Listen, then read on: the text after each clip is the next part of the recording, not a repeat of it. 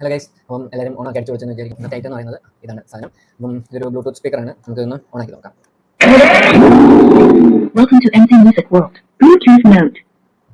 ഇത് ഓണാക്കുമ്പോൾ തന്നെ നമ്മുടെ ചുറ്റുള്ള നാട്ടുകാരെല്ലാം നമുക്ക് അറിയിക്കാൻ പറ്റും.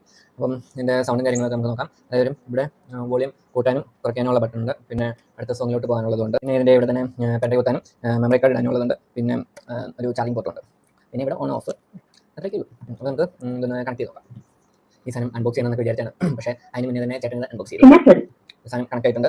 അപ്പോൾ നമുക്ക് ഒരു പാട്ടൊക്കെ വെച്ച് നോക്കാം.